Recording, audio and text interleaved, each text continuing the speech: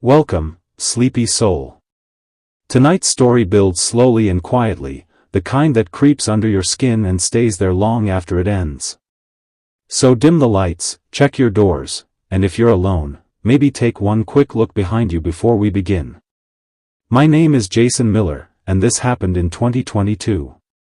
I was 20 years old at the time, and for the first time in my life, I had the entire house to myself for 3 nights.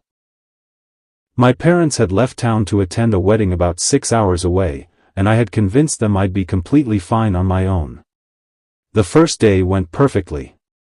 I had a couple of friends over, we watched movies, laughed, wasted time, nothing unusual at all. But the second night, everything changed. It was raining that night. Not a storm, just a steady, endless drizzle.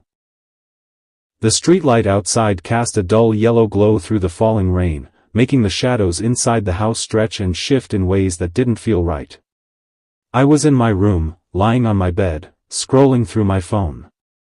The house was completely silent, too silent. Then I heard it, a soft sound. Tap. At first, I ignored it. Then it came again. Tap, tap, this time clearer, like someone gently tapping on wood. I slowly lifted my head. The sound was coming from my bedroom door. It's probably just the wind, I whispered to myself.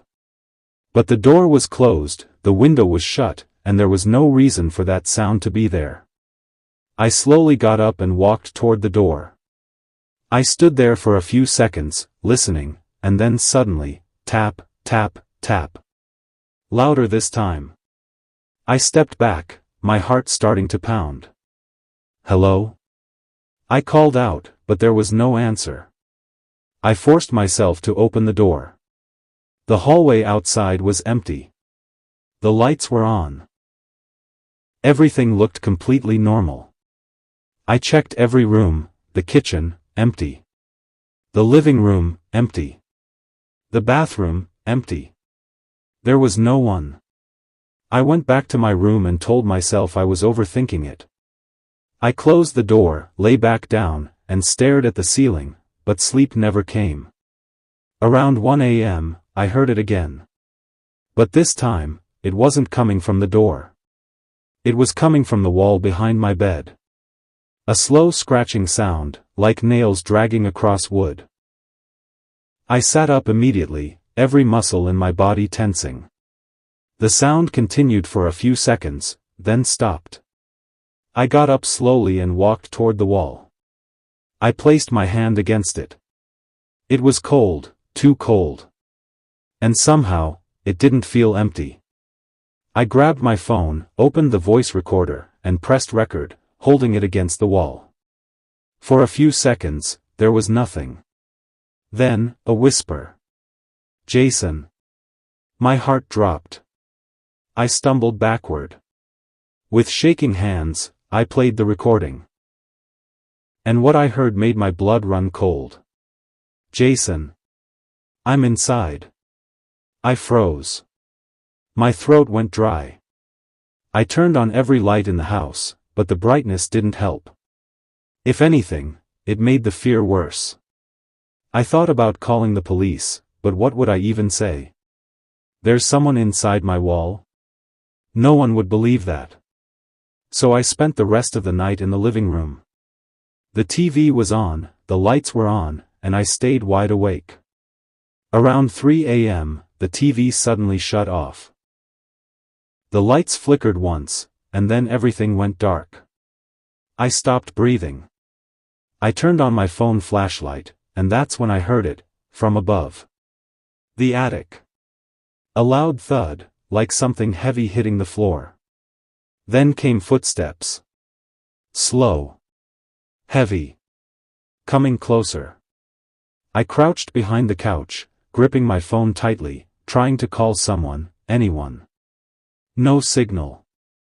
The footsteps moved across the attic, then toward the stairs, and then down. One step at a time. Slow. Deliberate.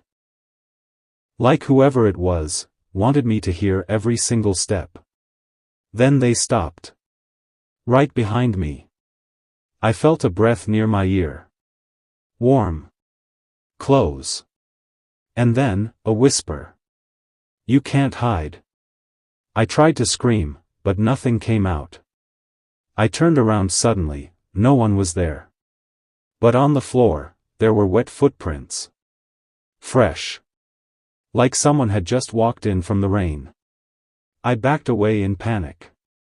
The front door was still locked, from the inside. Then, the handle started moving. Slowly. On its own. My heart pounded so hard it hurt. And then, on the wall in front of me, words began to appear. Slowly, like something was writing from inside. I'm here. I don't know how I survived that night. Maybe I didn't move. Maybe whatever was there, didn't want me yet. When morning finally came, everything was silent. Normal. Like nothing had ever happened. I left the house immediately. I told my parents everything. At first, they didn't believe me. Until my dad checked the attic. In a hidden corner, there was a small hollow space. Inside it, food wrappers, a blanket, and a phone. The phone was still on. And on it, there were videos. Of me. Too. Sleeping. Walking. Living my life, completely unaware. Someone had been watching me. We called the police. But they never found anyone. It's been 4 years, and I've never gone back to that house. But sometimes, when everything is completely silent, I still hear it. I'm still here. If you made it this far, you're either very brave, or you enjoy fear more than you should.